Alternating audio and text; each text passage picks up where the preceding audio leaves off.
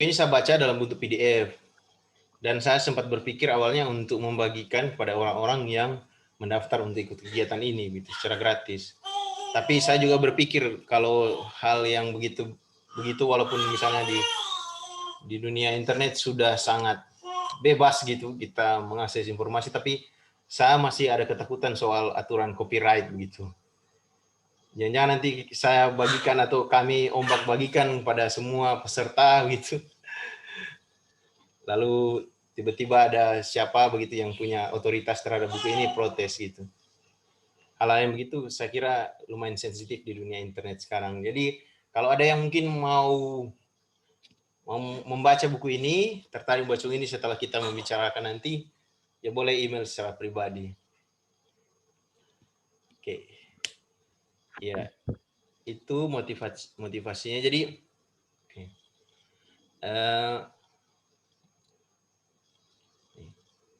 jadi toko yang kita bicarakan ini bagi orang-orang yang sudah familiar begitu dengan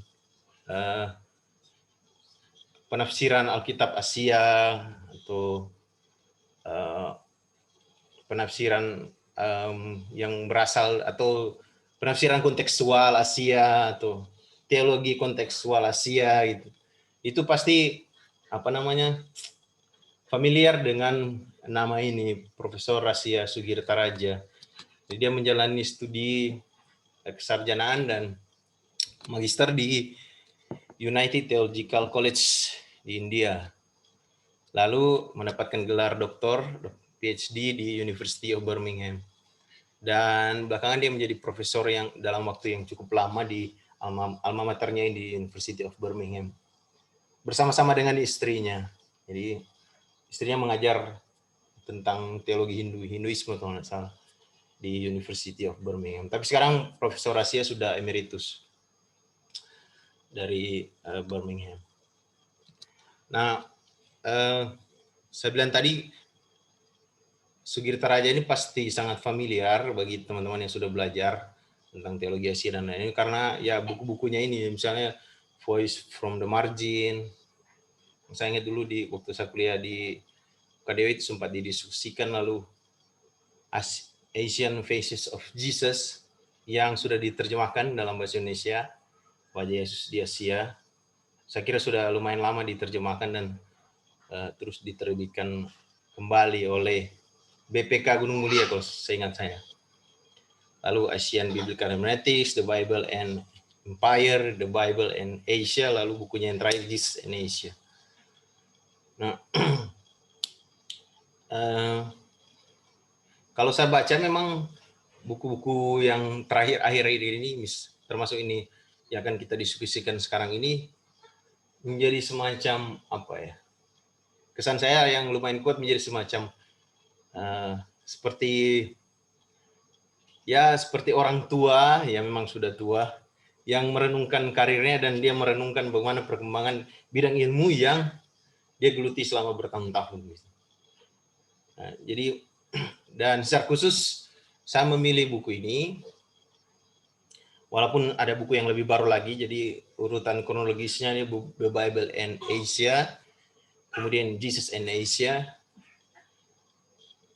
Di The Bible and Asia ini secara khusus ada hal yang menarik dan ya memang di dalam buku ini dia tidak bicara secara langsung soal tokoh Yesus yang ada dalam Alkitab itu, dia coba batasi itu, dia malah bermain ke sana kemari dan itu yang saya kira lumayan menarik untuk kita bicarakan.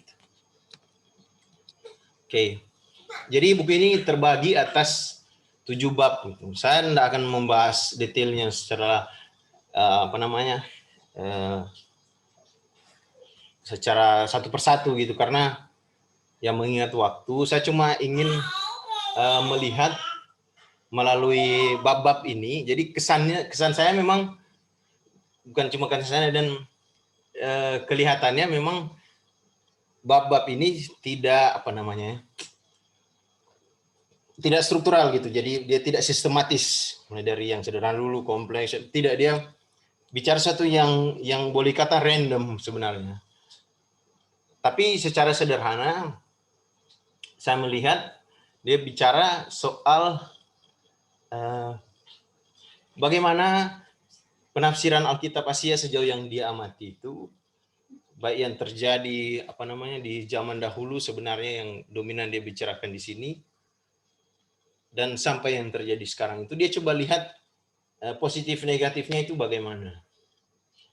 Jadi ada satu bab yang dia coba bilang kita perlu belajar dari situ gitu.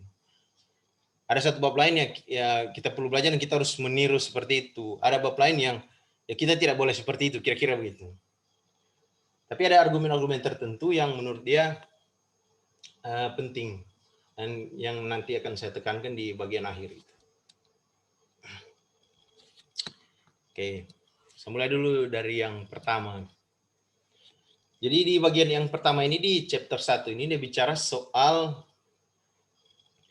bagaimana sebenarnya penafsiran-penafsiran yang terjadi selama ini, penafsiran-penafsiran terhadap Alkitab itu, walaupun jelas-jelas di dalam Alkitab itu, yang kita miliki sekarang baik Perjanjian Lama maupun Perjanjian Baru itu, punya unsur Asia di dalamnya gitu.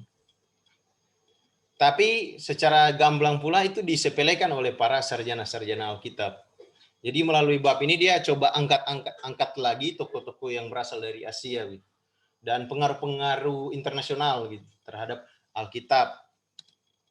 Salah satu yang gamblang di sana misalnya pengaruh India. Nah,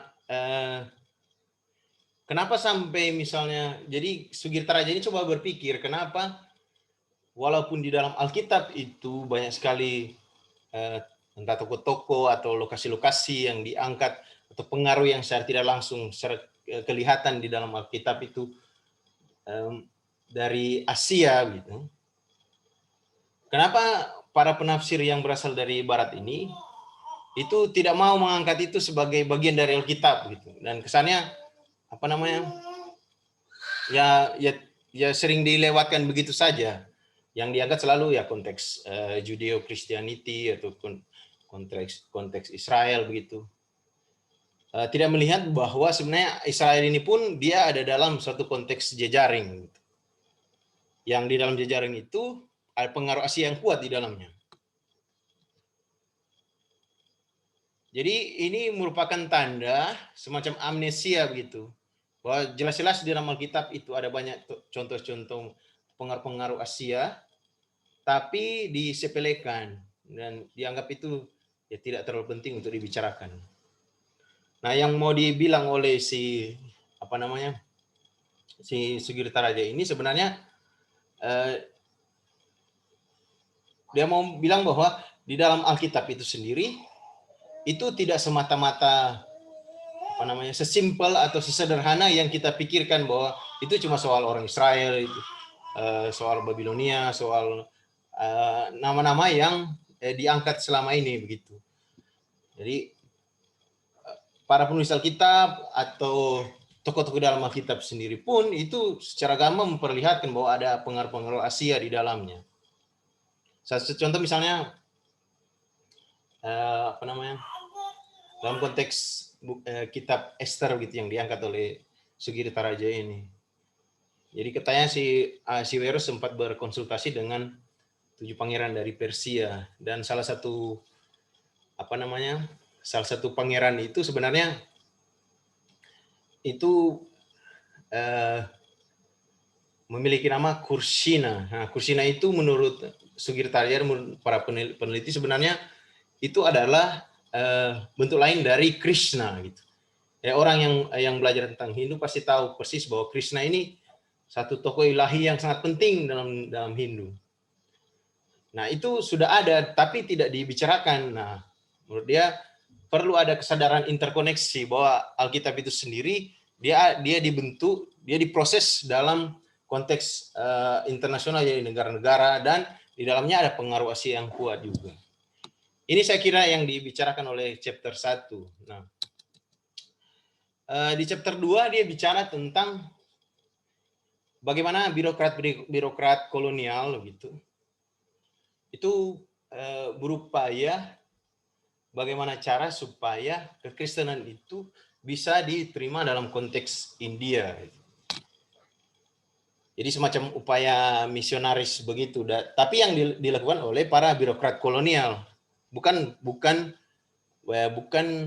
para misionaris itu sendiri. Nah, hal yang menarik yang dia temukan adalah bahwa ada dua orang ini, namanya Holwell dan Jack Colliot ini, mereka coba menafsirkan ulang Yesus dalam kerangka berpikir Hinduisme. Jadi di era kolonial pun sudah ada kesadaran seperti ini menurut dia, dan bagi dia ini penting karena ini salah satu kritiknya terhadap upaya penafsiran Alkitab di masa kini ya. Kita menurut Sugirta Raja perlu melihat Alkitab bukan hanya dalam kerangka Alkitab itu sendiri, tapi berupaya untuk membaca Alkitab itu dalam kerangka berpikir lokal, tanpa perlu berupaya untuk mencocok-cocokkan dengan pola pikir Judeo-Christianity dan seterusnya. Jadi ada apa namanya, seperti yang dilakukan oleh kedua tokoh ini, walaupun masih banyak dikritik apa yang mereka bicarakan, apa yang mereka tulis, tapi Sugirta Raja agak simpatik dengan kedua orang ini. Jadi bagi dia melihat Alkitab dalam kerangka berpikir lokal itu jauh lebih penting, karena itu menyangkut bagaimana posisi Alkitab di dalam konteks Asia. Jadi Asia itu bukan semata-mata ya ketika, jadi dia membongkar, dia coba melawan kerangka berpikir bahwa ketika ada Alkitab datang, dia menggantikan seluruh kitab-kitab yang lain gitu. Dia ya seperti yang mungkin dia sudah singgung-singgung dalam buku-buku sebelumnya, dia percaya pada multitextual theology, gitu. Semacam teologi atau kepercayaan mengenai Alkitab itu ada dalam kondisi intertekstual dengan teks-teks yang lain yang sudah ada jauh sebelum datangnya Alkitab itu. Malah dia di dalam bab ini dia agak simpatik dengan apa yang dilakukan oleh kedua birokrat ini, ya, dengan memposisikan Alkitab itu dalam kerangka berpikir lokal. Ya, jadi di dalam bab ketiga ini dia bicara sesuatu yang lain gitu. Kalau misalnya di dalam bab 2 tadi dia bicara soal bagaimana Alkitab itu didudukkan dalam kerangka berpikir lokal, dalam hal ini dalam kasus tadi itu kedua orang birokrat itu dalam konteks Hinduisme yang sudah ada dalam apa namanya, dalam konteks India. Ini sekarang dia bicara bagaimana orang-orang tertentu, ada beberapa orang yang diangkat di sini, itu menggunakan Alkitab untuk melawan para penjajah. Ada beberapa orang dalam, yang pertama Roy, ini saya lupa nama lengkapnya. Dia dalam konteks India dia berbenturan secara langsung dengan para misionaris baptis gitu. Dengan ada satu buku yang dia tulis, singkatnya dia coba untuk mendamaikan cara berpikir orang India melalui Hinduisme itu dengan Alkitab, dalam hal ini sosok Yesus begitu. Nah ini persoalan gitu, karena di waktu itu, di waktu awal-awal datangnya kekristenan itu dengan para misionaris itu, ini mengganggu upaya kristenisasi. Jadi dia bahkan lebih daripada itu, Roy malah berpikir jangan-jangan memang apa namanya ada sesuatu begitu dari para misionaris ini. Nah, sehingga dia mereka sangat membenci dia gitu ya, enggak benci-benci amat, tapi semacam sempat terjadi perdebatan soal posisi Roy ini. Lalu yang kedua, Hong. Hong ini dia mengalami semacam apa namanya pewahyuan pribadi, apa sih? Jadi semacam mendapat ilham begitu. bahwa dia diutus untuk menyampaikan wahyu, menyampaikan revelation gitu. Dan dalam proses dia membaca itu, rupanya posisi Hong ini, ya Hong ini sendiri dikritik oleh Sugirta Raja karena ya rasa-rasanya dalam penafsirannya dia terlalu mengada-ngada begitu. Tapi dia menjadi penting karena Hong ini dia ada dalam satu persoalan besar di waktu itu, ya upaya kemerdekaan, itu perjuangan kemerdekaan. Jadi dia mencampurkan antara pembacaan Alkitab dengan konsep mesianik pribadi yang dia dapatkan melalui ilham yang dia dapatkan itu. Lalu Kumarapa. Jadi Kumarapa ini dia salah satu salah satu simpatisan Gandhi yang paling kuat begitu. Walaupun dia sendiri Kristen, dan dia coba membaca Alkitab itu melalui perspektif Gandhi. Nah, di waktu itu timbul persoalan karena Gandhi itu sendiri adalah waktu itu konteksnya India belum merdeka, dan Gandhi adalah pejuang kemerdekaan gitu. Dengan demikian ketika membaca Alkitab dari perspektif Gandhi, itu mendukung upaya kemerdekaan India. Dan itu menyinggung para misionaris yang notabene berasal dari orang-orang penjajah itu. Jadi orang-orang ini menggunakan Alkitab untuk melawan imperialisme. Jadi penjajahan-penjajahan waktu itu yang mereka coba baca Alkitab, ya walaupun berbeda-beda pendekatannya, berbeda-beda hasil pembacaannya, tapi motifnya sama gitu. Menurut Gandhi, menurut Sugirta Raja. Oke. Bagian yang keempat atau chapter keempat, dia bicara tentang satu tokoh gitu. Nah, seorang Buddha, siapa namanya saya lupa tulis di sini. Dia membaca Alkitab, tapi untuk menyatukan Alkitab itu. Gitu. Jadi dia menafsirkan Alkitab supaya Alkitab itu derajatnya turun, semata-mata supaya Buddhisme itu kembali. Menurut si Sugirta Raja, model pembacaan seperti ini itu berbahaya bagi orang Asia sendiri. Walaupun ini ya dalam tanda kutip menguntungkan orang-orang Asia, tapi Sugirta Raja sendiri tidak setuju karena menurut dia ya ini kita sama saja dengan para kolonialis itu gitu. Ketika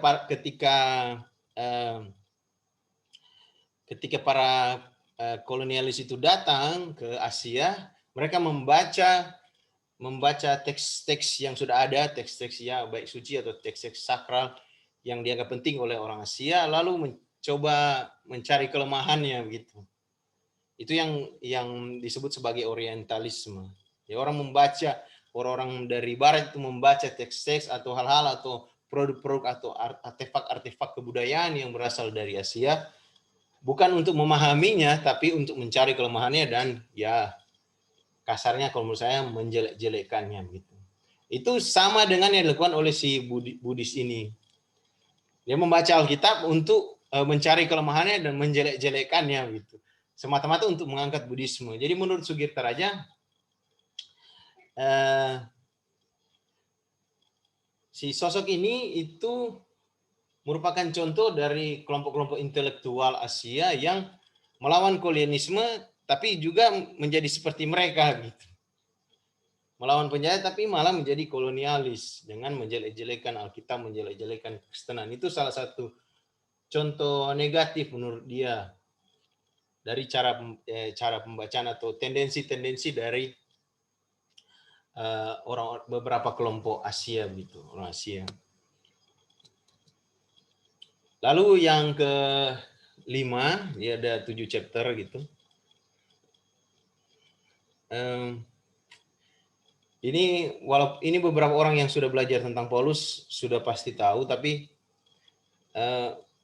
ya si Sugirta Raja mempersoalkan soal yang sudah lama sebenarnya beberapa ya belasan atau puluhan tahun terakhir ini soal bagaimana sikap Paulus itu. Paulus mirip sekali dengan penjajah itu. Jadi dia selalu berupaya untuk mempertahankan status quo. Jadi misalnya kalau soal apa namanya? Soal bahasa, dia punya kecenderungan untuk mendorong orang-orang berbahasa Yunani gitu. Lalu dalam konteks Paulus dia kelihatannya kalau you mau bertobat begitu, you harus masuk dalam budaya yang dominan. Dalam hal ini ya budaya Helenis yang dibawa oleh dia. Tapi di bagian akhir chapter ini si Sugirta Raja ini agak melembut gitu. Yang dia bilang bahwa gambaran Paulus di dalam apa namanya Kisah Para Rasul itu ya masih diragukan keasliannya gitu. Jadi sosok Paulus itu sendiri itu masih misteri di kalangan. Jadi walaupun dia memang kelihatan dalam teks-teks tertentu merepresentasikan kebiasaan orang para penjajah begitu, tapi ketika dicoba ditelusuri lebih dalam lagi, sebenarnya orang juga para ahli yang meneliti Paulus ini masih bertanya-tanya gitu. Nah, yang menarik di sini adalah para penafsir Alkitab menurut si Sugirta Raja ini yang membaca Paulus sebagai ya yang kelihatan sebagai representasi penjajah waktu itu banyak yang mengamini Paulus dan mendorong teologi Paulus yang seperti itu untuk dipercayai, untuk masuk ke dalam gereja dan seterusnya. Nah, menurut Sugirta Raja itu yang sebenarnya penafsiran boleh begitu menggambarkan dirinya bahwa dia punya kecenderungan imperialis sebenarnya. Jadi dia suka dengan penafsiran model seperti itu atau gambaran Paulus tentang yang seperti itu. Nah, ini lumayan menarik. Ini dia bicara soal bagaimana penafsiran atau tren-tren pembacaan Alkitab di Asia yang jalan selama ini, dan dia coba berikan semacam evaluasi. Jadi memang tren salah satu misalnya Alkitab, jadi orang membaca Alkitab dalam konteks multi religius. Saya kira juga di Indonesia ada beberapa tulisan tentang itu. Lalu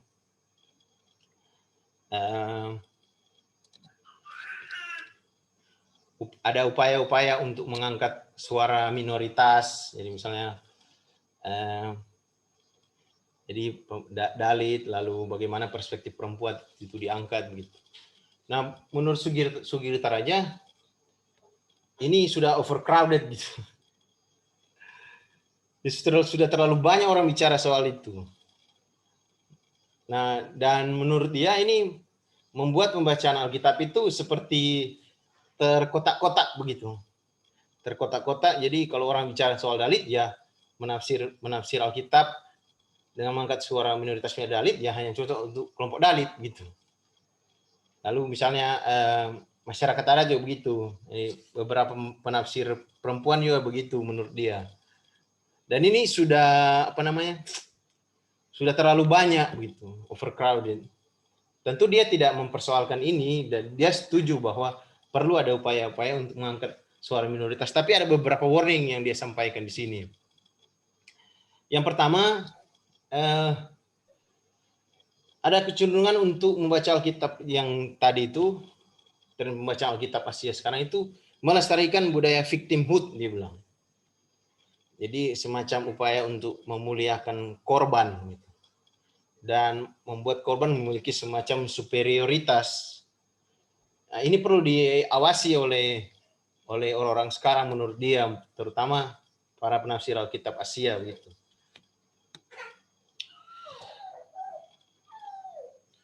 Nah, ini menarik, dia buat klaim yang lumayan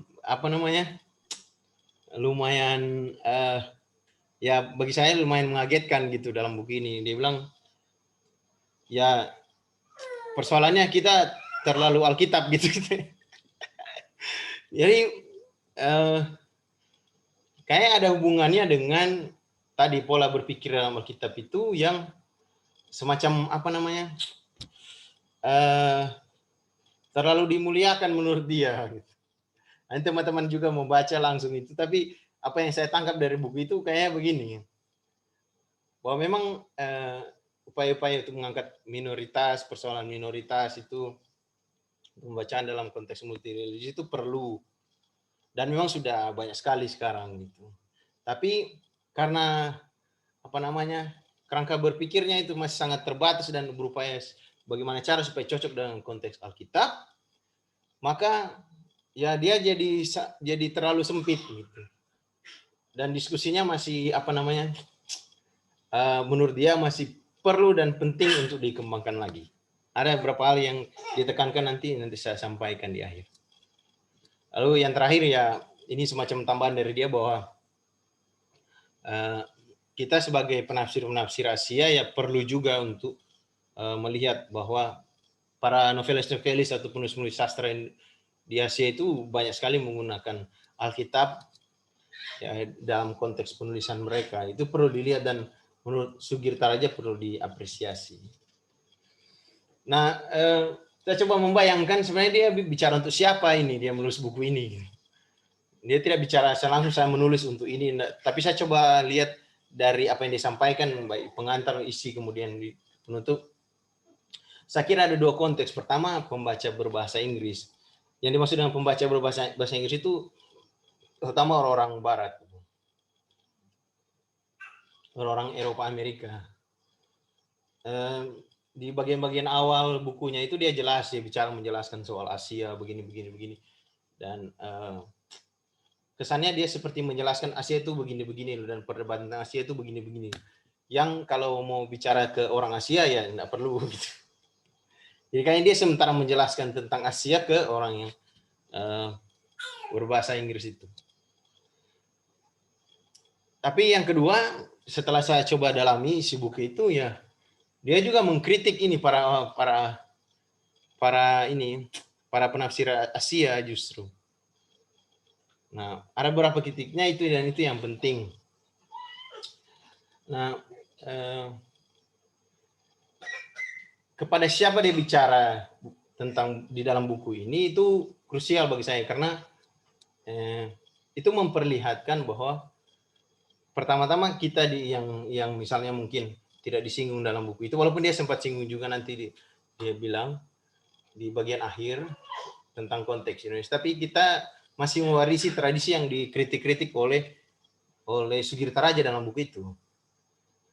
Ini pentingnya kita perlu membaca, terutama para penafsir ya.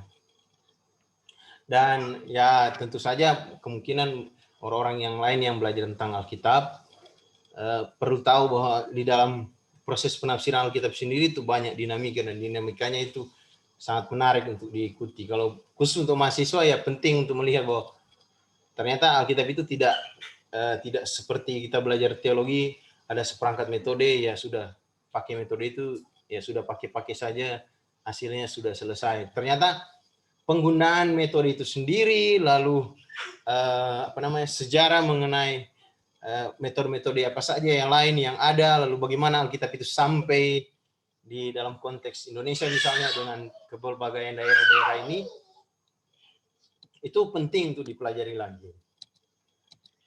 Oke, jadi ada beberapa kritik. Pertama, menurut dia teologi Asia terlalu artifisial gitu. Ya, artifisial ini kalau saya coba artikan apa yang dia mau bicarakan, terlalu dibuat-buat. Jadi ada kesan, jadi kalau lihat di dalam bukunya ini, walaupun dia sendiri juga menafsir, tapi dia coba bertindak bukan sebagai saya menafsir kitab lalu you harus mendengar penafsiran saya, gitu. Bukan seperti itu. Tapi dia melihat, dia coba terbuka dengan bahwa kenyataannya bahwa Alkitab yang tiba di Asia itu ditafsir oleh banyak sekali orang dan dinamikanya itu kompleks, gitu. Rumit. Dan dia bersikap seperti itu. Jadi dia seperti melihat bagaimana sebenarnya Alkitab itu diterima oleh masyarakat. Bukan saya membaca Alkitab, lalu hasil penafsiran saya kabarkan kepada seluruh umat manusia gitu kira-kira. Dan dia bersikap seperti itu, dan menurut dia yang model seperti itu ya bisa dan perlu juga, tapi ya terlalu artifisial gitu. Pada kenyataannya dia sangat kompleks dan beragam seperti yang kita lihat tadi. Nah, yang dimaksud dengan sempit di sini bahwa penafsiran-penafsiran yang mungkin kalau saya katakan penafsiran kontekstual itu terlalu sempit hanya untuk konteks-konteks tertentu. Jadi misalnya penafsiran dalit ya hanya cocok untuk dalit. Lalu penafsiran-penafsiran yang terkotak-kotak itu membuat semacam teologi Asia itu tidak dia pakai istilah semacam menggebrak secara universal gitu. Bukan hanya berguna untuk konteks yang sempit, tapi juga perlu ada gebrakan supaya teologi atau penafsiran Alkitab itu ya Alkitab Asia itu dia bisa menggebrak secara universal. Nah, untuk bisa seperti itu kelihatan jelas sekali bahwa dia malah beralih ke sejarah penerimaan Alkitab. Jadi reception studies of the Bible. Jadi bagaimana Alkitab itu diterima di Asia. Ya. Jadi dia mendorong para sarjana Alkitab untuk melihat ini gitu, dan orang-orang bisa kembali lagi memeriksa bagaimana Alkitab itu diterjemahkan, dan dia menariknya dia sebut juga di dalam buku itu konteks Indonesia misalnya di dalam konteks penjajahan Belanda, lalu konteks-konteks lain. Jadi misalnya penerjemahan Alkitab, diskusi mengenai penerjemahan Alkitab, lalu bagaimana orang-orang pada mulanya menafsirkan Alkitab dan seterusnya. Jadi ini yang perlu digali lagi begitu menurut dia. Karena setelah dia perlihatkan tadi itu, ternyata memang dia, walaupun dia bicara pertama-tama untuk orang berbahasa Inggris, konteks sejarah penerimaan Alkitab itu sendiri dia bisa berbunyi gitu. Dan berupaya untuk melawan dominasi penafsiran-penafsiran Barat. Gitu. Nah, jadi dia di bagian akhir bukunya itu ada satu hal menarik yang dia coba bicarakan, bahwa selama ini penafsiran Alkitab Asia itu bertitik tolak dari Barat yang sebenarnya sudah tidak ada lagi. Jadi gambaran mengenai Barat itu ya hanya sekedar imaginary kalau dia bilang. Dan kita perlu terlepas dari itu. Bahkan sebenarnya mungkin dikotomi antara Barat dan Timur kan sudah tidak bisa dipertahankan lagi sebenarnya. Bertanya di mana senternya, sudah jelas lagi senternya ini. Dulu kan orang berpikir senternya itu Barat, lalu kita ini di Timur itu berupaya untuk menggugat. Sekarang ya kita melihat misalnya ada, kalau Paleo sering bilang misalnya Jepang, Korea yang punya pengaruh besar sekali. Tapi di Asia dia menjadi semacam center baru. Jadi ada gambar-gambaran mengenai Barat yang sebenarnya sudah ketinggalan zaman gitu. Dan untuk bisa berteologi atau misalnya mengembangkan penafsiran Alkitab Asia yang otentik dan konteks sekarang misalnya, ya kita perlu terlepas dari gambaran mengenai Barat ini. Walaupun sebenarnya ya kita banyak sekali mengambil keuntungan dari gambaran mengenai Barat, jadi perlu diperiksa lagi. Nah, buat saya memang pertama memang ada kecenderungan jelas bahwa yang dimaksud dengan Asia oleh Sugirta Raja dalam buku ini ya India, Asia, India dan Cina. Jadi dia masih, walaupun dia kritik mengenai gambaran mengenai Barat begitu, tapi dia masih melanjutkan. Ya walaupun pada akhirnya dia coba untuk ya sudah coba dorong lagi bagaimana bagian-bagian Asia yang lain, misalnya Indonesia dan seterusnya, supaya menarik bisa diangkat lagi begitu. Tapi ya dia condong-condongnya dia bicara juga mengenai gambaran Asia yang ya Asia begitu. Asia kan jauh lebih rumit daripada India dan Cina, sekedar India dan Cina. Mau bilang India dan Cina juga kan sudah tidak seperti yang kita gambarkan. Oh, Cina begini, satu negara ya. Ada Cina diaspora dan seterusnya, ada India diaspora. Jadi gambaran mengenai Asia itu sendiri,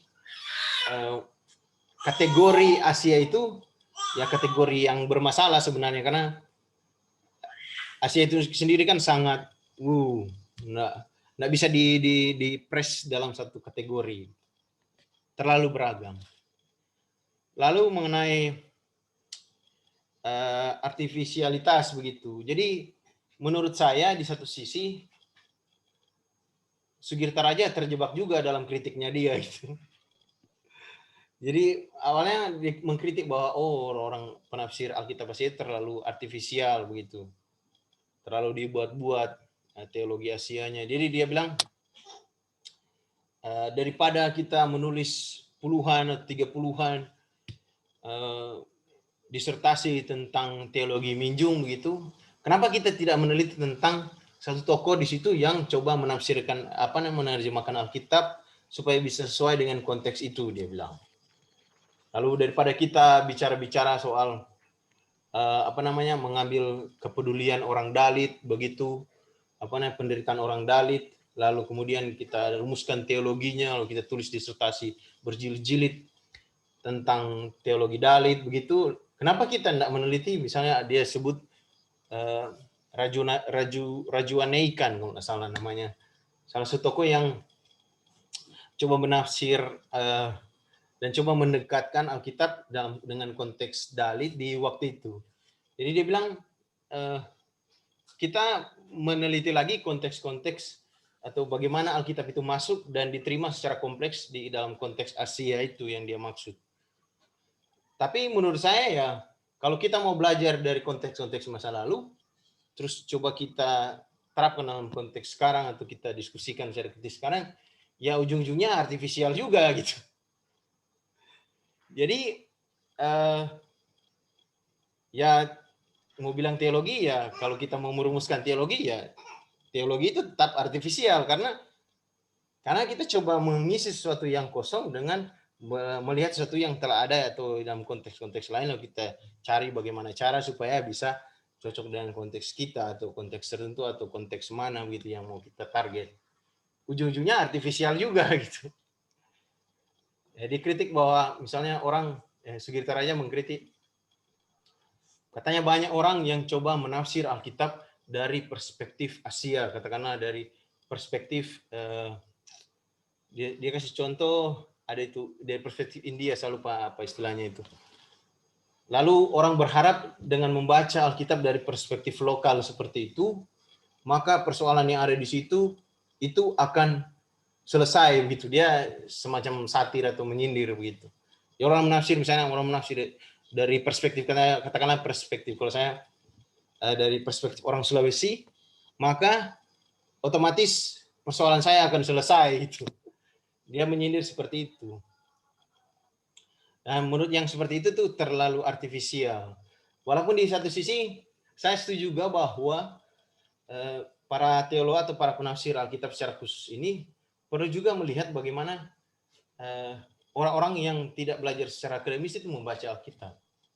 Itu malah penting, dan dalam derajat artifisialitas menurut saya kalau dibandingkan dengan orang-orang yang sudah secara alami, secara natural begitu, dalam tanda kutip alami ya, belajar atau menafsirkan, mengartikan Alkitab begitu dari perspektif lokalnya dia atau apapun yang dia pakai untuk kehidupan dia dan berguna untuk dia, yaitu jauh lebih berguna daripada misalnya disertasi ratusan atau ribuan halaman begitu yang masih membayangkan mudah-mudahan ini bisa berguna untuk konteks itu. Tapi dalam poin itu saya setuju dengan Sugirta aja bahwa kita perlu juga bukan hanya merenung-renungkan di meja begitu bagaimana konteks Asia begini, tapi ya kita meneliti orang yang sudah menafsirkan itu tapi berguna untuk kehidupan dia gitu, dan sudah terbukti dalam tanda kutip ya, terbukti gitu ya. Saya kira jadi rekomendasi saya terakhir untuk buku ini, memang buku ini menarik sekali untuk dipelajari, dan penting untuk dipelajari oleh orang-orang yang belajar biblika, tapi terutama saya mengikuti Sugirtaja bahwa kita lihatlah bagaimana Alkitab itu masuk dalam konteks Indonesia misalnya. Bukan kita yang memikirkan, saya bukan mau menafikan tulisan-tulisan dunia yang coba berpikir seperti itu, tapi maksudnya kita perlu juga menyeimbangkan dengan kita melihat bagaimana orang-orang yang hidup dalam sejarahnya menerima atau membaca, mengartikan Alkitab, menggunakan Alkitab untuk kepentingan dia dalam konteks kita begitu. Itu saya kira yang perlu dikembangkan lagi oleh kita di Indonesia. Ya, saya kira itu Saudara Gary, mungkin kayaknya teman-teman di sini juga yang hadir mungkin sudah pernah membaca buku ini barangkali, atau membaca buku Sugirtaja yang lain, atau ada komentar terhadap apa yang saya sampaikan tadi, boleh diajukan gitu. Tapi untuk sekarang saya kembalikan kepada moderator. Oke, terima kasih Pak Yan Kalampung yang telah memberikan insight atau memancing kita untuk berdiskusi tentang profrasia ini. Ya, sedikit teman-teman yang saya tangkap tadi sebelum ada yang mau bertanya. Ya, jadi kayaknya yang disinggung oleh Pak Yan tadi terkait dengan profrasia ini, ya selain dia memperkenalkan kritik ya postkolonial dan pada studi Alkitab, ada beberapa karya yang sempat disinggung tadi, saya dengar ya, Asia Biblical Hermeneutik dan Postkolonialism, atau kritik postkolonial dan penafsiran Alkitab. Nah, sebelum kita berdiskusi lebih lanjut, nah ini yang paling menarik yang saya tangkap tadi, ya dia juga terkenal sebagai yang membawa suara-suara marginal latar depan yang jarang terdengar dalam arus utama di agama Kristen.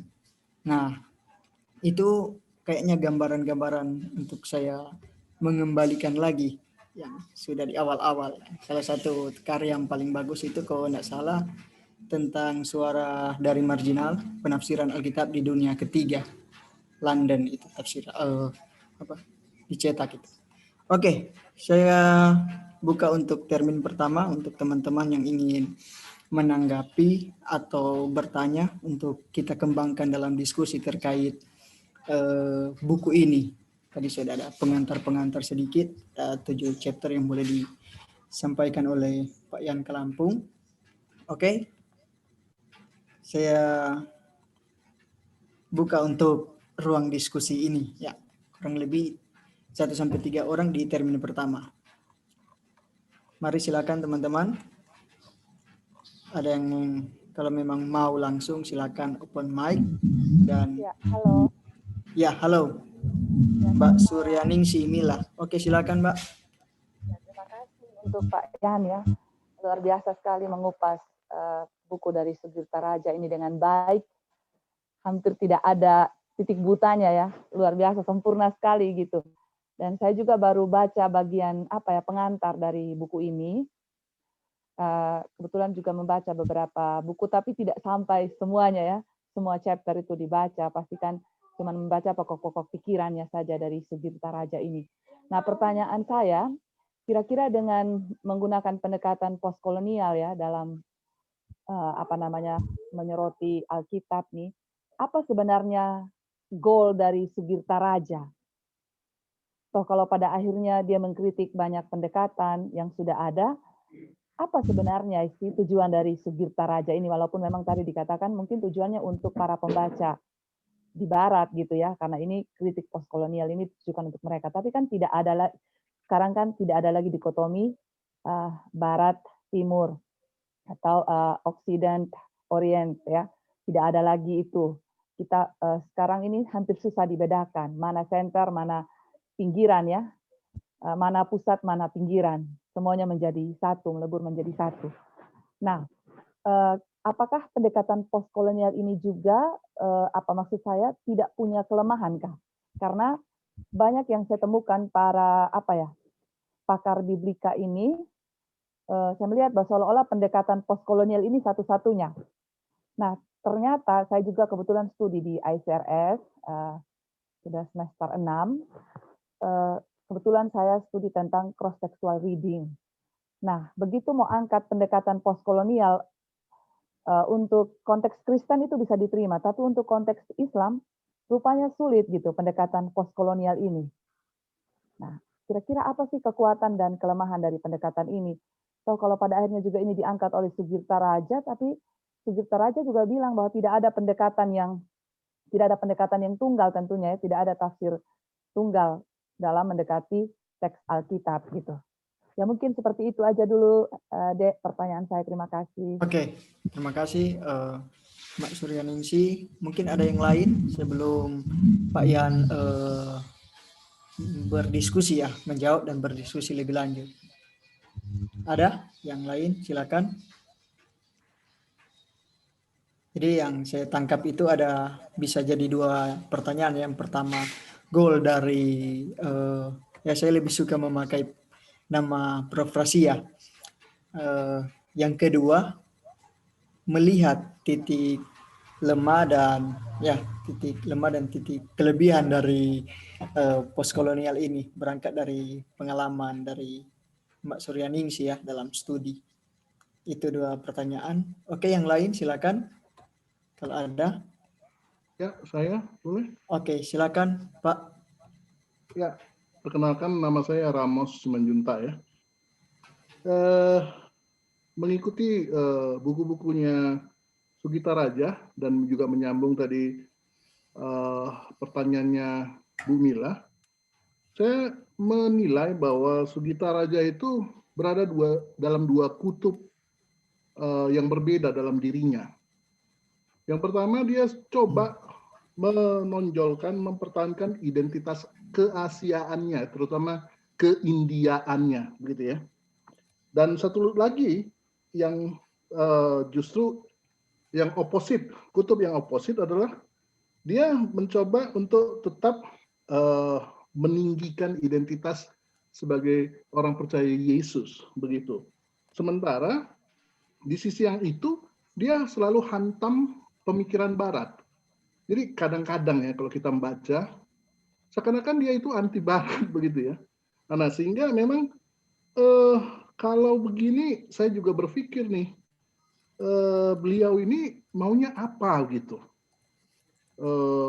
yang mau disampaikan, mau mengemukakan culture dan juga segala hikmat bijaksana culture-nya, tapi justru dia lupa, itu makanya betul kata Pak Yan tadi, seakan-akan sangat cuman di kulit aja, tidak deep begitu loh, ya tidak deep.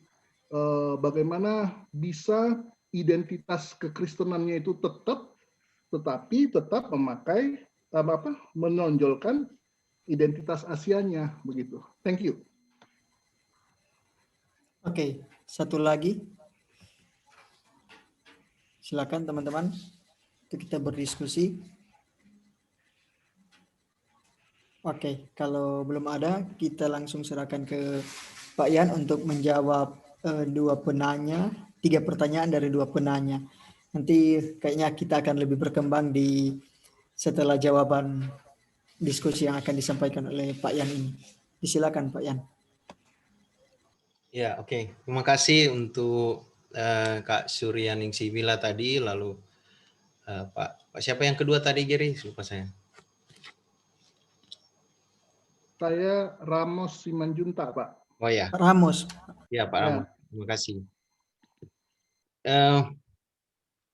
Memang pendekatan postkolonial ini, kalau saya baca ya, saya juga lagi coba baca-baca begitu postkolonial ini.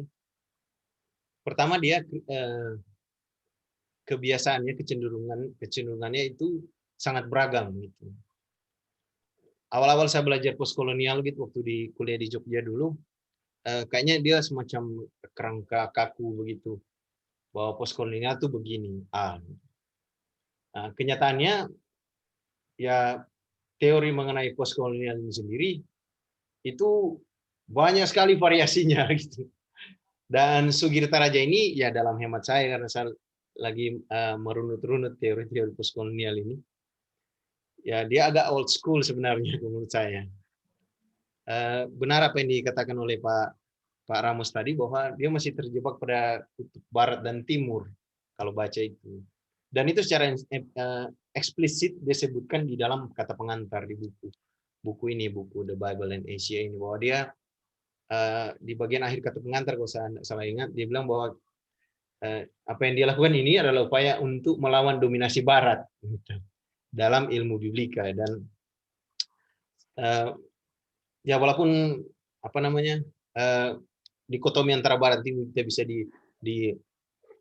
masih bisa diperdebatkan lagi, tapi saya kira imajinasi model begitu itu masih lumayan populer gitu di kalangan para penafsir Alkitab, khususnya para penafsir Alkitab yang tinggal di Barat. Apa namanya? Ya kecenderungan untuk begitu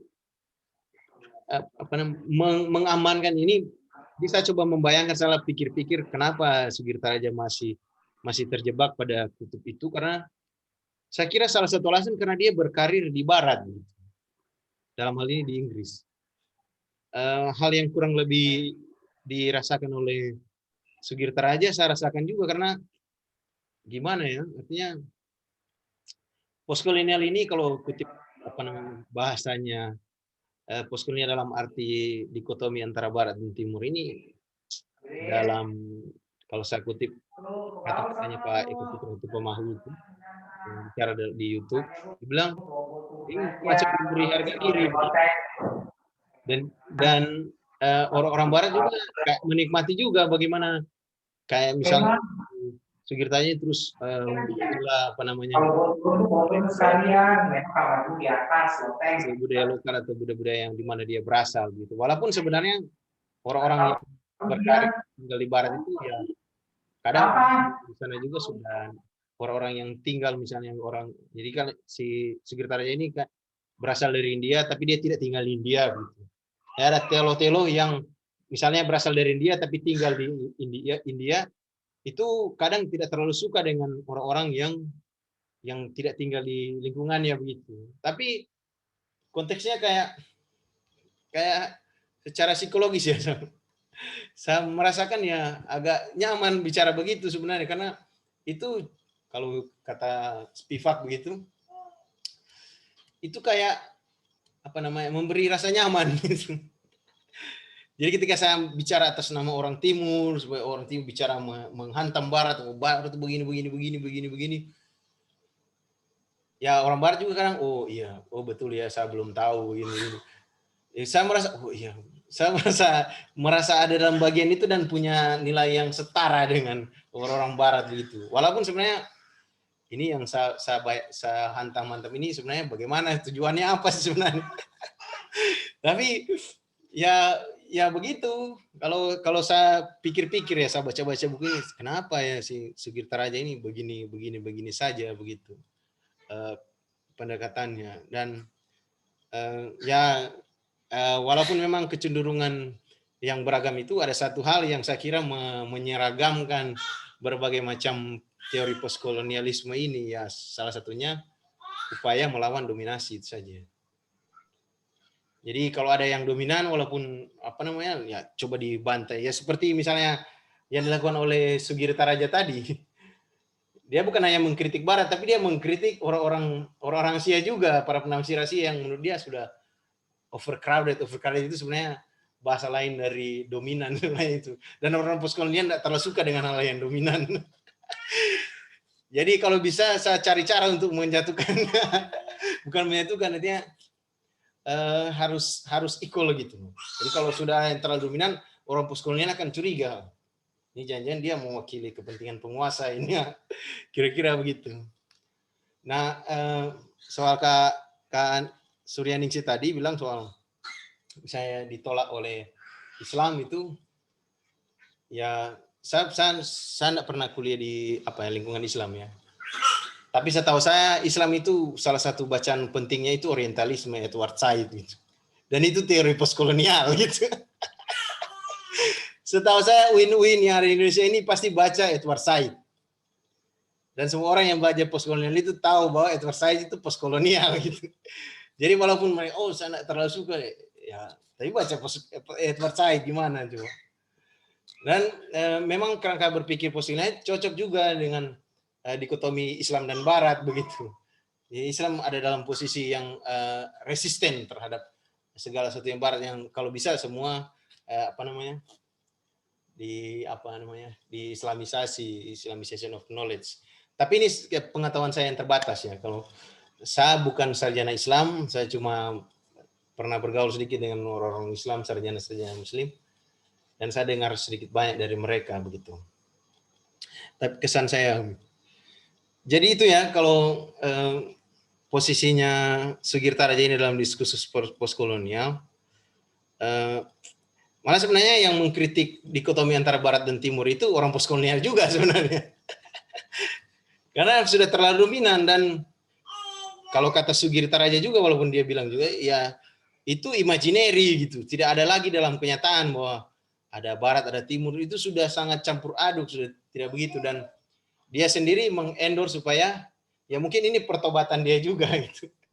Barangkali ya di akhir-akhir ya dia sudah tua ini di masa-masa uzur ini. Dan dia bilang di situ ya, dia bilang orang-orang penafsir Asia harus lepas dari imaginary itu. Harus lepas dari imajinasi mengenai Barat itu. Walaupun selama ini kita mengambil keuntungan dari itu. Dan menjadi itu semacam musuh begitu yang terus-menerus dilawan. Walaupun kenyataannya sudah tidak ada lagi. Ya, orang-orang postkolonial juga yang melawan itu. Misalnya Bill Ashcroft itu, penulis buku yang sangat fenomenal dalam konteks itu.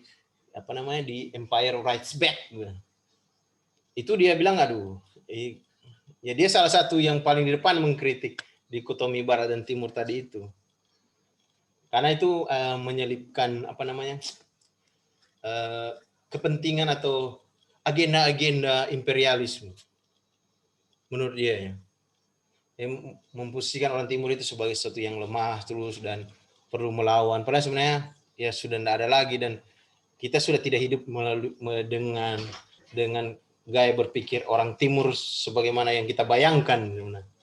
Sudah tidak ada lagi itu.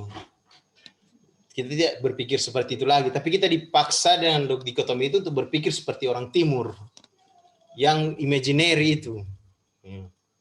Untuk apa ya? Supaya kita dilemahkan terus, kira-kira jadi primitif dan seterusnya. Padahal kenyataan sudah tidak begitu lagi. Ada orang-orang yang sudah canggih berpikir, kita belajar. Ada Kak Ningsih tadi, ada Pak Ramos dan kita semua yang sudah belajar sudah tidak seperti Timur yang dibayang-bayangkan selama ini, sudah berkembang. Kira-kira begitu saya coba coba merespon. Lebih kurangnya saya ucapkan terima kasih. Oke, ini jawaban yang sedikit juga memancing untuk memantik kita untuk berdiskusi di tahap selanjutnya kayak. Ya, mungkin ada respon atau langsung ke penanya selanjutnya. Saya silakan. Respon mungkin terlebih dahulu dari penanya yang sebelumnya. Ada? Atau? Oh ya, silakan Mbak Mila. Oke, silakan Mbak. Banyak gitu ya. Jadi menarik sekali ini ya ketika kita sudah belajar bahwa pendekatan postkolonial itu pun sendiri beragam gitu. Jadi setiap ada yang dominan pasti dikritik, setiap ada yang dominan pasti dikritik. Dan kayaknya saya melihat bahwa kayaknya pengetahuan saya itu masih pada ini kerangka berpikir postkolonial yang lama gitu. Dan sekarang ini mendapat pencerahan baru dari Pak Yan ya. Luar biasa, terima kasih banyak. Nah, yang saya bilang tadi itu maksudnya ketika membaca, jadi pendekatan saya ditantang sih oleh dosen Muslim ketika mau bilang bahwa saya bisa membaca juga menggunakan pendekatan postkolonial untuk membaca teks Quran gitu, karena disandingkan dengan teks Alkitab. Katanya bahwa untuk membaca Alkitab mungkin bisa pakai pendekatan itu, tapi untuk teks Al-Quran tidak semudah itu. Seperti itu. Mungkin itu yang saya mau sampaikan. Terima kasih. Oh ya, oke, terima kasih Mbak Bila untuk respon baliknya. Saya ada penanya yang lain, saya lihat kayaknya ada Pak Yosua kalau tidak salah tadi. Coba open mic, mau bertanya, mau menanggapi, atau ya, saya silakan. Atau ada yang lain mungkin, saya silakan.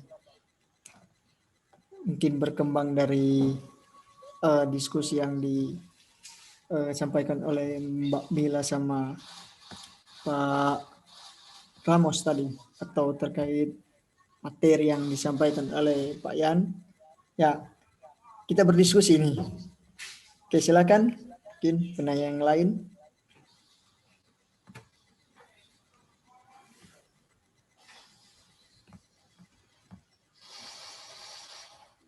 Ya, ini ada catatan dari, ya saya bacakan saja ya.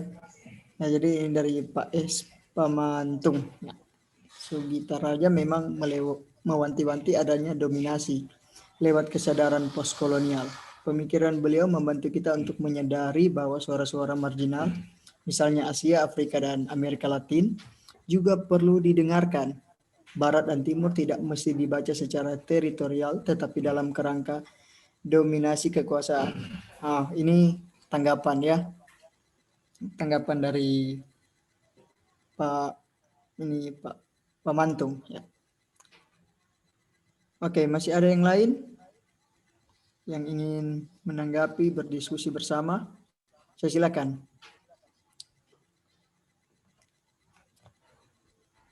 Oke, mungkin selagi teman-teman yang lain mempersiapkan pertanyaan, ya sudah ada tadi yang silakan. Ini ada yang open mic tadi. Nah, kalau belum, mungkin saya terbesit tadi satu pertanyaan ini Pak Yan. Sejauh ini yang tadi sudah disinggung ya tentang kesarjanaan atau sekolah-sekolah teologi terkait postkolonial. Ya mungkin saya mau bertanya sedikit ya sambil yang lain mempersiapkan sejauh mana ya pendidikan teologi merespon ini, begitu, merespon pendekatan postkolonial ini, karena saya juga memang awam dalam dunia postkolonial, jadi saya mau minta tanggapan sedikit.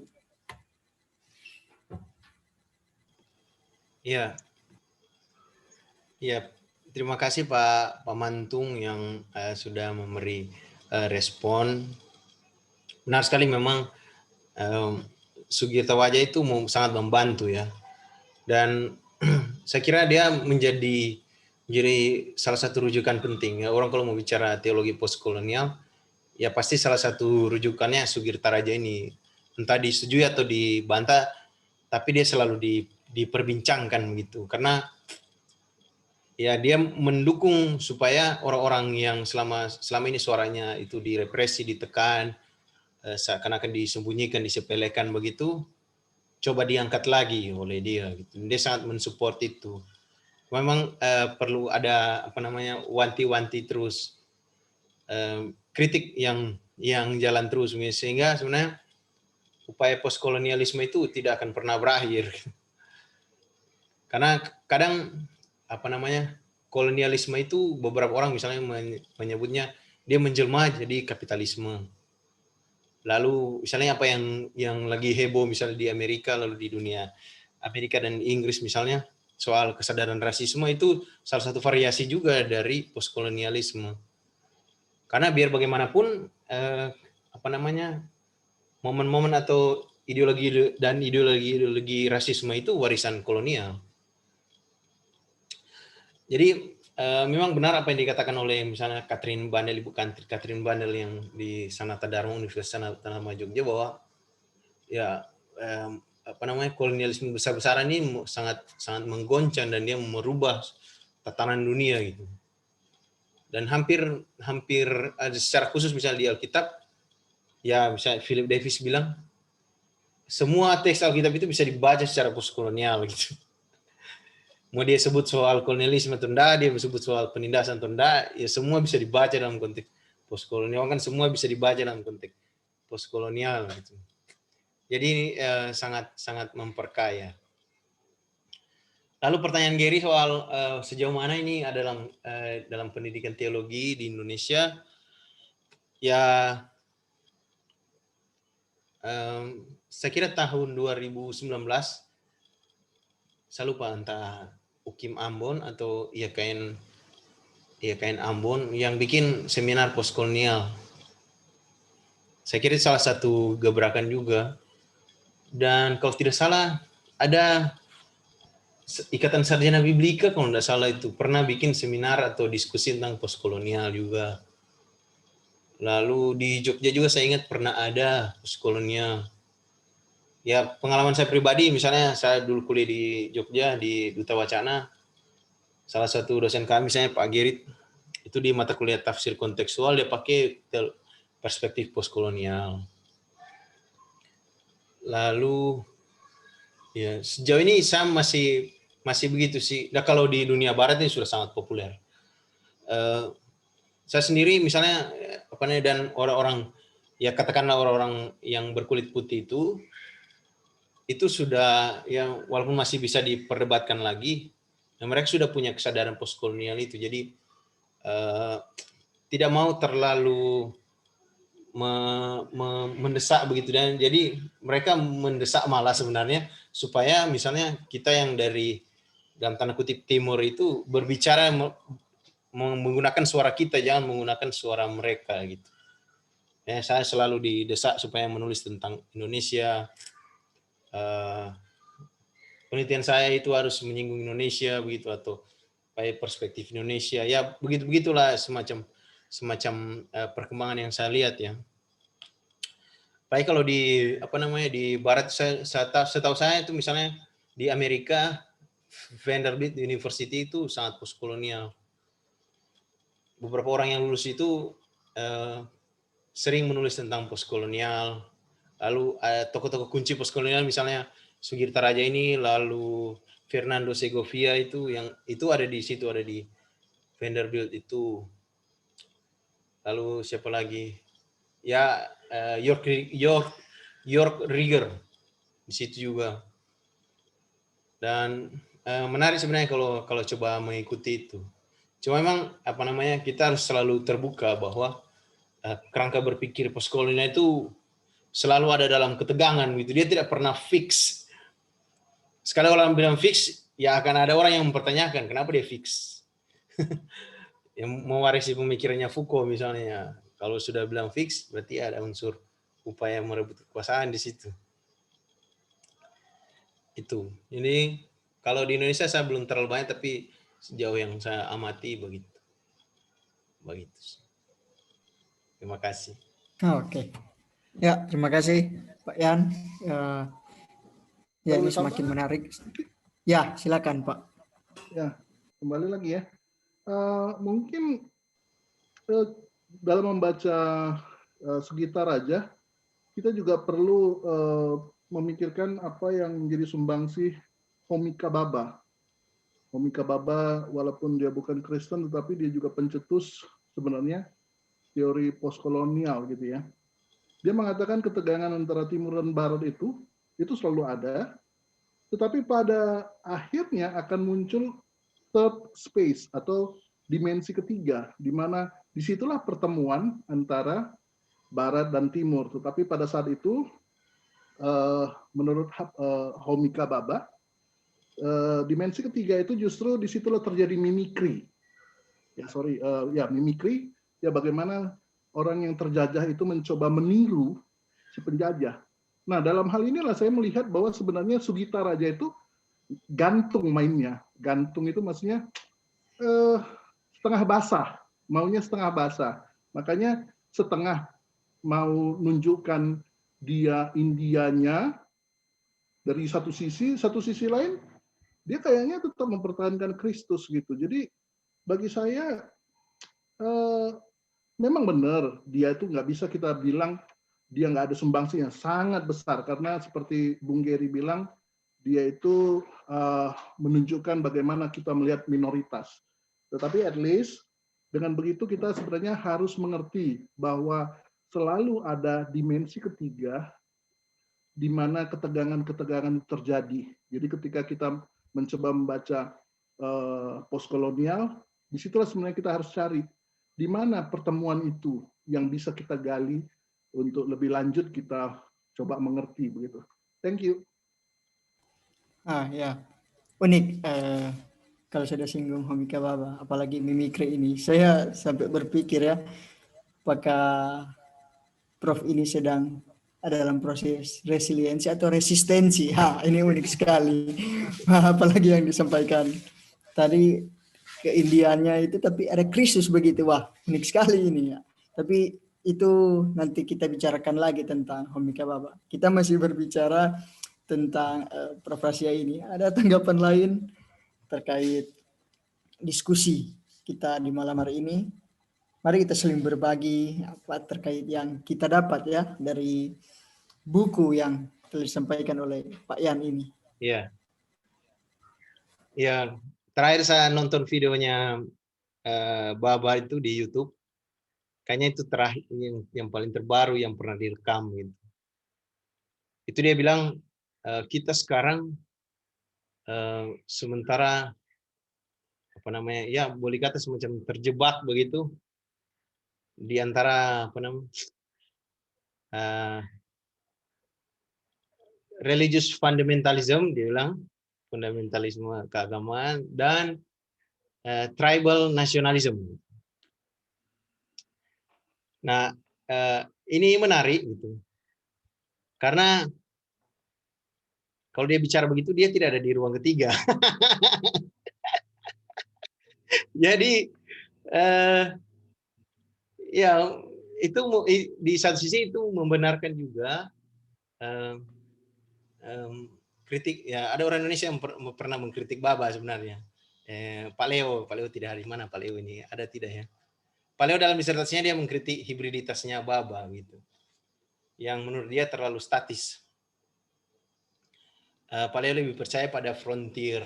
Jadi orang-orang yang apa namanya, para kelompok-kelompok postkolonial itu selalu ada dalam frontier. Jadi ya oke, dia ada ruang ketiga, tapi tidak statis habis di ruang ketiga, dia akan menciptakan ruang terus, jadi ruang ketiga, ruang keempat, ruang kelima, ruang keenam dan seterusnya begitu dalam berbagai frontier yang selalu bergeser itu. Jadi batasan antara ruang pertama dan ruang apa namanya, batasan antara, kalau secara sederhana saya bilang the colonizer gitu, si penjajah, dan yang terjajah, di colonized, itu selalu bergeser, dia tidak pernah statis, tidak pernah matematis. Jadi kalau ada A, B, selalu ada ruang di tengah. Tidak sesederhana itu. Kadang dia ya agak-agak ke kiri, tapi dia agak ke kanan begitu. Jadi dan proses hibriditas itu ya kompleks. Jadi ya sebabnya itu tadi, karena pergerakan-pergerakan atau relasi-relasi yang muncul. Jadi kalau kita mau bilang relasi antara penjajah dan yang terjajah di zaman kolonial Belanda dengan zaman sekarang kan beda. Dengan demikian apa yang disebut sebagai, dan cara kita membaca relasi orang di waktu itu membuat kita menemukan insight-insight baru begitu yang mungkin tidak dipikirkan oleh orang-orang di waktu itu. Muncul lagi ruang keempat gitu. Jadi ya menarik sekali saya kira perdebatan mengenai postkolonial ini. Saya juga masih baca-baca juga sih, baru belajar. Memang saya lebih condong melihat postkolonialisme itu dari perspektif psychological effect. Jadi dalam penelitian saya melihat bagaimana momen postkolonial itu dia memberi dampak psikologis gitu. Baik bagi orang-orang kulit putih maupun orang-orang yang terjadi baik di colonizer dengan di colonize gitu. Dan dinamika psikologisnya itu kompleks sekali. Beda-beda orang satu tokoh bilang ini, bilang begini. Jadi saya coba mengikuti juga irama dan ya menerima kenyataan bahwa barang ini rame. Rame sekali orang bicara soal ini. Dan itu yang bikin dia menarik. Apa tadi Gary pertanyaannya? Oh, enggak ada ya. Saya cuma mau Ya, merespon. hanya tanggapan Menanggapan terkait Pak Ramos. ya mungkin ada yang lain. Jadi Homi Baba ini yang disinggung oleh Pak Ramos tadi ya tentang postkolonialnya ini. Apalagi sudah singgung mimikri tadi, baru ruang ketiga itu yang kalau tidak salah ruang dialog itu, tapi dialognya itu bisa berkembang. Dialog ruang berapa. Nah, ya ada yang lain yang ingin sharing, diskusi lebih lanjut ya terkait materi juga atau terkait alur diskusi yang ada ini. Mungkin ya saya silakan. Selamat malam. Ya, silakan Pak. Halo. Halo ya. Dapat dengar? Ada Pak, ada. Yo, malam Yan, malam teman-teman semua. Oh, Pak Alfian, ya silakan Pak. Iya, terima kasih. Ini diskusi menarik sekali. Dulu, Yan pertama kali kenal Sugirta Raja kalau orang kuliah apa itu Yan, teologi kontekstual tuh, buku wajib tuh Wajah Yesus di Asia. Berpengaruh sekali kan orang jadi orang-orang yang sangat menghantam teologi Barat, tempo. Sekarang kan nyanda, kan begitu. Seolah-olah jualan pada waktu itu kalau bilang anti Barat, laku di sekolah-sekolah teologi, kan begitu. Dan tak kira itu juga yang jadi termasuk dengan hal postkolonial. Seolah-olah kalau orang bicara postkolonial itu nilai jualnya lebih tinggi dibanding orang-orang yang kemudian tidak menggunakan pendekatan itu. Nah, kecenderungan yang saya dan Yan juga selalu diskusikan ya saya bilang ya ini ekstrim juga akhirnya tuh. Dia jadi kolonial juga. Ketika itu seolah-olah menjadi the only one method yang bisa digunakan untuk melakukan pembacaan terhadap realitas real kita sekarang ini. Tapi saya tidak mau ke sana dulu, kita mau coba bicara Sugirta Raja dulu. Meski ya kritik saya ke Sugirta Raja dan kawan-kawan ya rata-rata seperti itu. Kasarnya ya menjual Asia, tapi pada akhirnya tuh mereka hidup nyaman di Barat, dan rata-rata begitu. Koyama, toh Chon Seng Song, siapa lagi mereka itu yang lebih muda-muda ya Huang Po Ho, Kuok Pilan dan kawan-kawan. Tuh semua akhirnya dengan jualan-jualan tentang metode-metode Asia, mereka jadi profesor-profesor teologi di sekolah-sekolah teologi di Barat, kan begitu. Ya, tapi tentu itu soal pilihan hidup dan lain-lain. Nah, saya punya beberapa pertanyaan tentang buku ini. Terima kasih sekalian sebab mendorong juga orang untuk cari nih buku baca. Memang rupanya dia dari tahun 2013 ya, artinya sekitar 7 tahun dan perjalanan tentu dinamis. Kita cuma mau lihat bahwa apakah kita cuma mengandai-andai? Saya hanya mengandai-andai. Apakah Sugirta Raja punya waktu untuk melakukan survei ke Asia secara keseluruhan untuk dia tiba misalnya pada kesimpulannya yang bagi saya di bagian akhir itu sederhana, tetapi bagi saya apakah dia punya waktu yang cukup untuk melakukan riset kemudian dia tiba pada kesimpulan, misalnya dia bilang kan di bagian kesimpulan di buku ini The Christian Bible plays only a marginal role in Asia. Apakah dia punya, karena kan berarti ini klaim Sugirta Raja. Jangan-jangan itu, karena ini perlu. Jadi kita kira ya perlu juga secara berimbang untuk melihat itu. Pertanyaan saya ke Yan yang membaca buku ini secara mendalam, sebab kita belum. Kira-kira visi besar yang diusung oleh Sugirta Raja yang dia maksudkan dengan towards post-scriptural society in Asia itu, di bagian kesimpulan kan dia tekankan itu. Jadi dia mau menuju ini masyarakat post-scriptural ini. Kira-kira maksudnya kalau kita dalami ide besar Sugirta Raja ini kira-kira apa yang dia gunakan untuk menghantam yang dia bilang di buku ini biblical monotheism dan lain-lain dan lain-lain. Kira-kira Yan yang baca buku ini secara lengkap memahami seperti apa, mohon sharing dengan kita semua. Kita kira memang kawan saya Yan ini dibimbing oleh dua orang penafsir postkolonial, baik Profesor Ruru tapi juga Profesor Gerrit.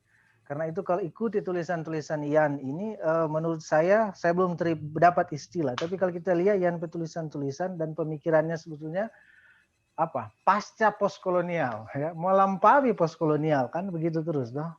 Postkolonial, begitu kok. Pasca postkolonial yang terus berusaha. Yan saya kira kawan saya yang berusaha menjembatani itu, orang kan secara membabi buta menghantam dulu. Sekarang saya juga sudah tinggalkan yang kita agung-agungkan dulu sebagai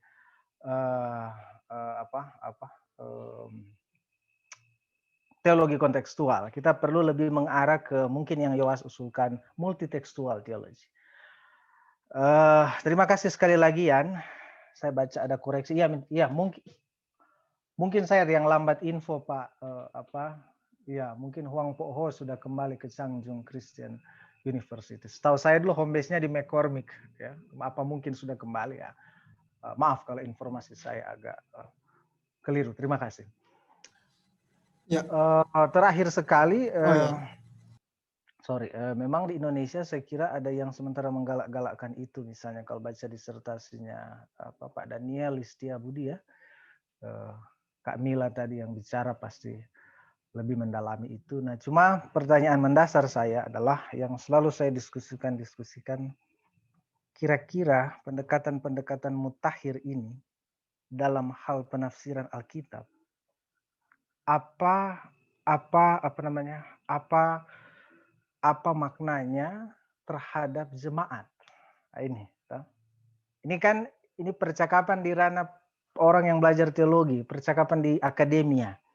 Nah, apa maknanya metode-metode ini terhadap spiritualitas sesehari, daily spirituality dari orang-orang Asia misalnya. Saya ingat sekali di pertemuan lalu Pak Leo bilang, Pak Koyama selalu bilang Asia, tapi tanya orang Thailand mereka tidak kenal Koyama. Padahal dia selalu bicara tentang bagaimana water buffalo theology itu dalam konteks orang Thailand. Tanya orang Thailand mereka tidak kenal Koyama. Jangan-jangan tanya orang India Sugirta Raja mereka juga tidak kenal. Jadi kira-kira apa makna pendekatan-pendekatan mutakhir ini terhadap pembacaan Alkitab dalam gereja, dalam masyarakat yang lebih luas dengan spiritualitas sesehari yang mereka hidupi. Makasih banyak Yan. Salam Pak Seli dengan adik Talia lewat di belakang itu. Yuk, sehat semua. Ya. Terima kasih moderator. Saya langsung geser ke Pak Yan, silakan. Ya, terima kasih rekan seperjuangan saya dulu waktu kuliah di Bukit. Ya, saya waktu membaca buku ini begitu dan melihat rekomendasi dari ya salah satu rekomendasi yang saya lihat dia ulang-ulang gitu dalam buku ini ya adalah, dan dia beri penekanan khusus itu bagaimana kita kembali ke sejarah penerimaan Alkitab di Asia gitu. Ya itu menurut saya radikal gitu. Di satu sisi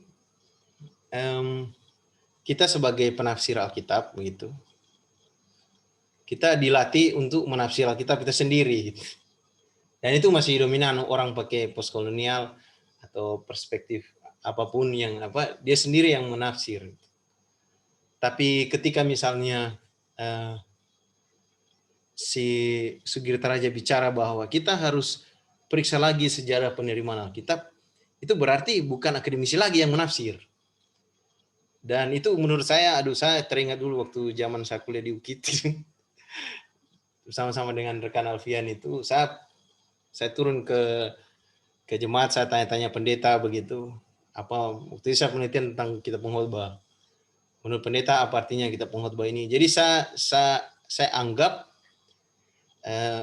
pendeta itu yang hidup di jemaat, yang melayani di jemaat itu punya posisi yang setara dengan para penafsir Alkitab waktu itu. Sehingga mereka layak untuk ditanya apa pendapatnya tentang Alkitab itu. Setelah ujian, saya disuruh hapus semua itu. Ada puluhan halaman saya tulis, saya capek jalan ke sana kemari, keliling-keliling. Naik turun rumah, tanya orang, tanya ini soal itu, padanya disuruh hapus. Ya ketika Sugirta Raja bicara seperti itu, bahwa kita harus kembali ke sejarah penerimaan Alkitab di Asia, ya sebenarnya dia mengendorse model seperti itu. Jadi bukan akademisi, ya tentu perlu juga para akademisi menafsir, tapi jangan juga dominan hanya penafsir-penafsir yang kesannya artifisial itu, dia bilang. Membuat-buat, menganggap bahwa saya menafsir ini dari perspektif Minasa misalnya, sehingga ini akan menyelesaikan masalah Minasa. Dia bilang, ya bagaimana itu bisa terjadi gitu. Kenapa kita tidak tanya saja ke orang Minasa bagaimana dia membaca Alkitab itu? Dan itu berguna untuk dia gitu. Nah, saya kira kalau Sugirta Raja coba apa namanya? Coba meresponnya, saya berpikir seperti Sugirta aja merespon Alfian gitu. Dia juga tidak setuju dengan dikotomi antara jemaat dan dunia akademis. Dan apa namanya? Dikotomi seperti itu kan yang membuat gap gitu loh antara orang-orang yang bicara di dalam dunia akademis. Nah, saya kira orang seperti Pak Leo, lalu teman-teman lain para penafsir yang coba menafsir Alkitab itu, bukan dia yang menafsir sebagai seorang akademisi, bukan dia yang menafsir, tapi ya katakanlah masyarakat atau jemaat atau kelompok tertentu yang membaca Alkitab itu penting. Atau misalnya orang-orang yang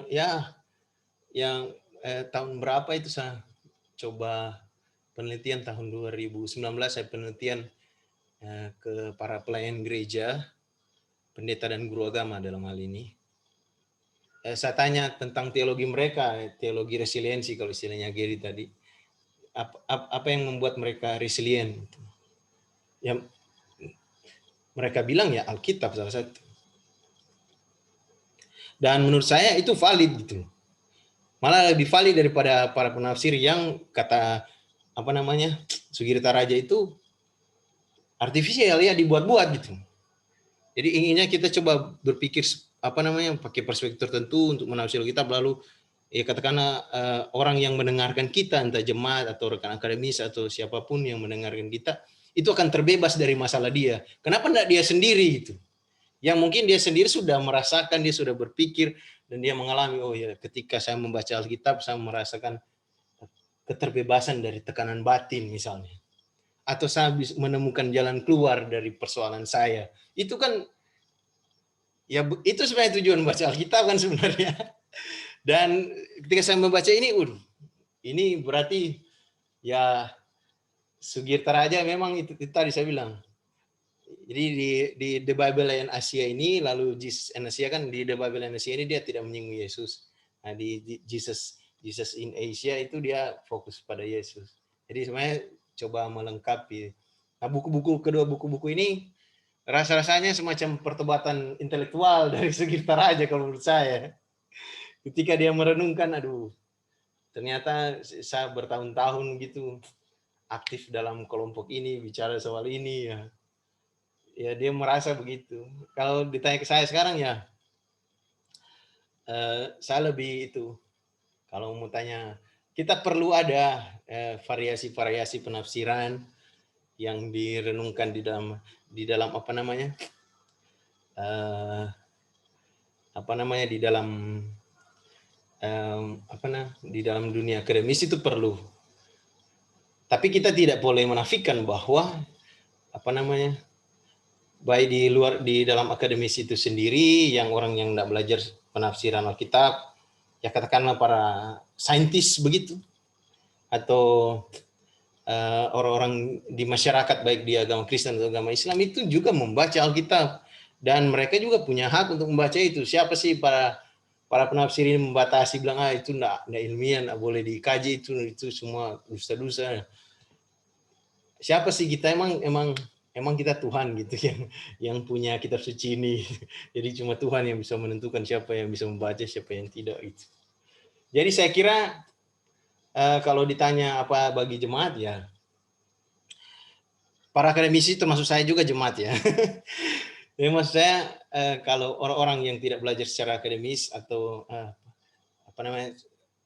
dia ini coba untuk memperluas skop orang-orang yang punya hak untuk menafsir Alkitab, bukan hanya para. Kalau reader response itu, ya belakangan kami juga menolak istilah itu sebenarnya. Saya juga sebenarnya harus menulis tulisan baru gitu untuk merevisi tulisan saya yang lama gitu, karena ya kadang kami itu berpikir bahwa metode pembacaan Alkitab itu dia bergeser dari penulis ke teks, dari ke teks ke reader response gitu, ke pembaca gitu. Ya belakangan setelah saya baca-baca lagi, ya sebenarnya pembagian itu sendiri ditentukan oleh pembaca gitu. Pembagian bahwa memfokuskan ke penulis, memfokuskan ke teks, itu semua pembaca yang menentukan itu. Jadi ya perlu ditinjau lagi dikotomi seperti itu. Cuma kadang kan orang bilang reader response itu dia terlalu arbitrer. Siapa sih ada orang bilang itu? Semena-mena orang terserah mau menafsir apa ya. Ya itu saya juga tidak terlalu setuju bahwa jangan-jangan misalnya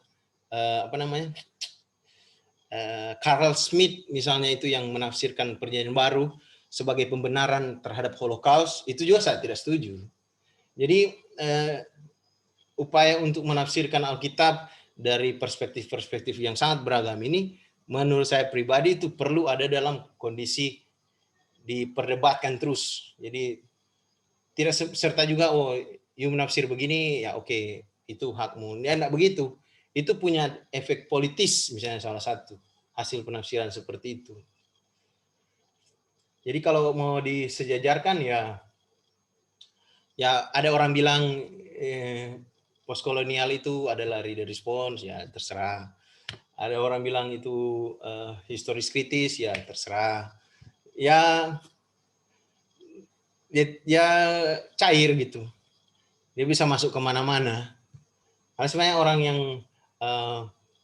kalau sejauh yang saya tahu ya, memang kalau misalnya di Amerika dengan di Inggris, kadang dia lebih condong ke konteks waktu itu. Jadi konteks imperial, Helenisme, lalu konteks Persia gitu.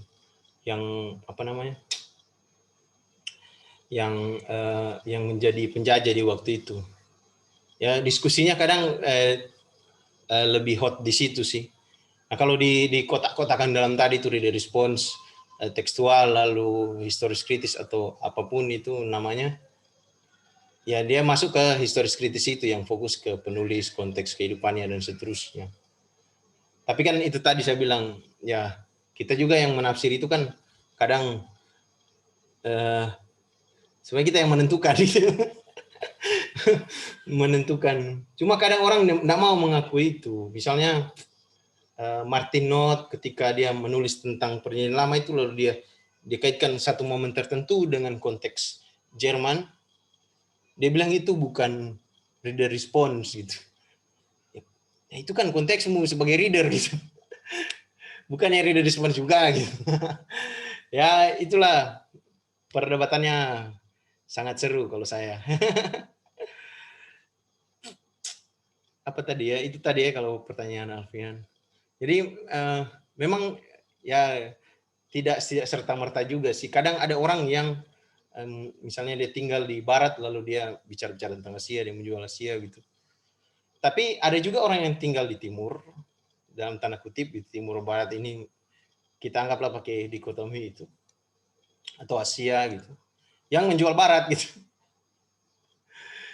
Jadi dan ya kalau ditanya apakah Sugirta Raja kembali mengecek ke India dan seterusnya, saya tidak bisa menjawab itu, karena kalau untuk begitu kayaknya harus tanya langsung ke orangnya. Cuma kalau saya baca, dia banyak mengutip tulisan-tulisan orang tentang Asia. Apakah dia sendiri meneliti situ? Saya belum menemukan tanda-tanda. Tapi saya tidak berani juga bilang bahwa dia tidak kembali ke India lalu cek. Namun demikian belum tentu juga misalnya orang yang tinggal stay sebagai seorang scholar begitu, sarjana Alkitab, tinggal di Asia, lalu dia bisa mewakili kepentingan Asia, belum tentu. Posisi teritori itu tidak menentukan ideologi yang dianut oleh seseorang, gitu. Tergantung pilihannya, dan pilihan itu banyak faktor yang menentukan. Misalnya pengalaman saya itu waktu skripsi dulu, itu saya coba mengangkat apa yang dipikirkan oleh jemaat tapi dianggap tidak ilmiah.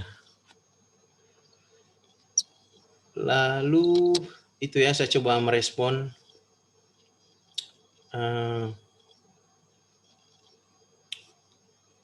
Gitu ya.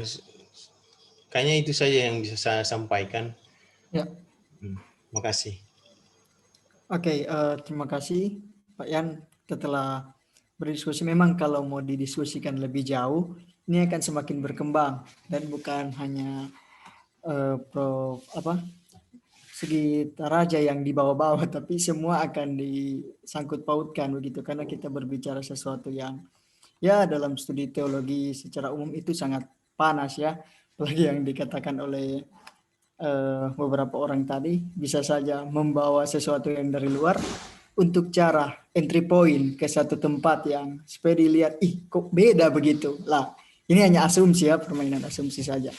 Nah, mungkin saya harus batasi karena sudah 2 jam lebih kita berdiskusi, dan di sini saya sendiri tidak bisa mengambil kesimpulan karena itu berdasarkan cara tangkap saya begitu. Nanti kita semua bisa menyimpulkan masing-masing, tapi mungkin ada 1-2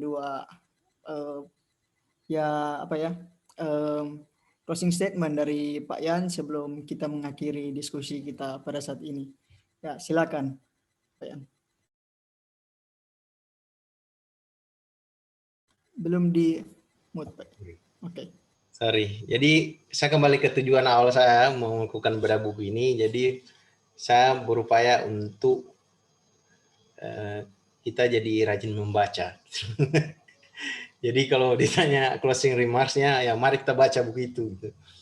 Dan saya pribadi terbuka untuk kita berdiskusi lebih lanjut. Mungkin ketika teman-teman membaca, oh iya saya lupa tadi soal post-scriptural ya. Ya memang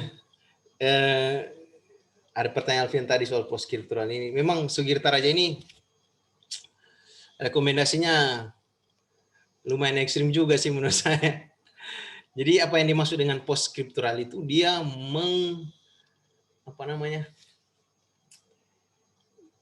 ya bahasa kasarnya dia memusnahkan gitu. Jadi dia memandang negatif Sugirta Raja ini. Kalau saya baca dalam buku ini ya, dia memandang negatif soal status kesucian buku-buku tertentu. Jadi apa yang dia maksud dengan post-scriptural society itu maksudnya ya secukupnya lah, nggak usah berlebihan menganggap 1-2 buku tertentu. Ini pembacaan saya, tapi itu nampak dari analisisnya dia bahwa bagi dia kita untuk bisa survive dalam konteks Asia, kita tidak bisa mengikuti kerangka berpikir Judeo-Christianity begitu. Kalau perlu kita paksakan Alkitab itu supaya cocok dengan konteks kita, konteks cara berpikir kita gitu. Yang ngapain dia kritik Song? Dia kritik Chuan Sheng Song, dia bilang, aduh, Chuan Sheng Song ini bilang kita harus mencari bagaimana ada eksodus di Asia begitu, lalu ada pokoknya momen-momen di Alkitab itu harus kita cari di Asia. Dia bilang ngapain gitu. Ya kita Asia aja, kalau mau Asia ya Asia aja gitu, kalau mau India ya India aja gitu. Ngapain kita harus paksa-paksakan misalnya ya konteks Judeo Christianity gitu yang ada di dalam Alkitab itu, lalu kita harus pakai kerangka berpikirnya untuk membaca Asia, ya kan enggak match gitu kira-kira. Ya itu kritiknya Jadi misalnya walaupun ada satu term yang bagi saya lumayan berbahaya sih, tapi dia bilang di situ, cuman dia nggak jelaskan secara langsung soal polytheistic spirit. Nah itu dia bilang sebagai respon terhadap monoteisme gitu. Itu agak berbahaya karena ya kata politeisme kan masih di musuh berat monoteisme gitu.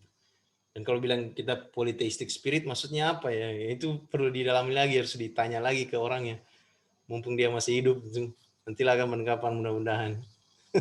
Maksudnya apa itu polytheistic spirit gitu? Bagi dia dalam konteks Asia butuh ada polytheistic spirit karena monoteisme itu ya barangkali dia terpengaruh Jan Assmann gitu. Itu cenderung violence, menegasikan keberagaman gitu ya, karena ada ya kalau sudah ada monoteistik ya dia sampai endorse kata-katanya Karen Armstrong itu yang dia bilang Yahweh itu hanyalah salah satu tokoh di dalam semacam ya kelompok deitis gitu, kelompok ketuhanan yang ada banyak gitu. Yahweh itu cuma salah satu katanya.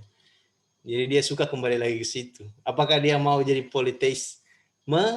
I don't know. Cuma dia bilang kita harus punya polytheistic spirit. Kira-kira begitu. Terima kasih.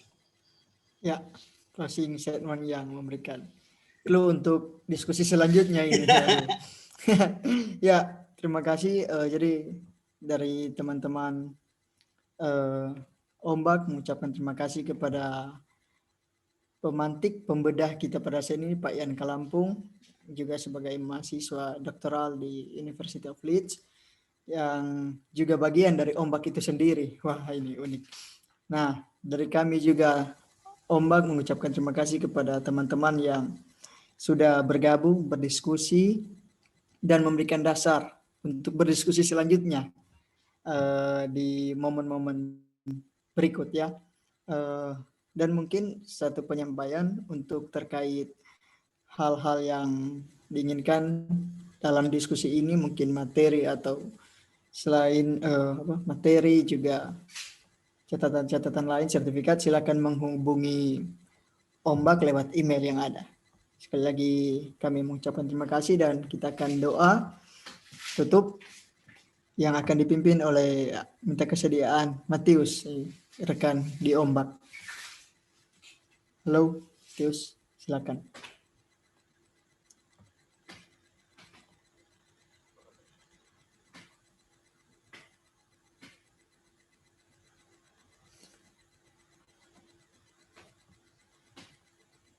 Ya, kalau tidak ada Hana, di mana bisa koneksi? Ya, kalau tidak ada. Baik. Oh ya, silakan Hana. Kita akan mengakhiri diskusi kita dengan doa. Mari kita satu di dalam doa.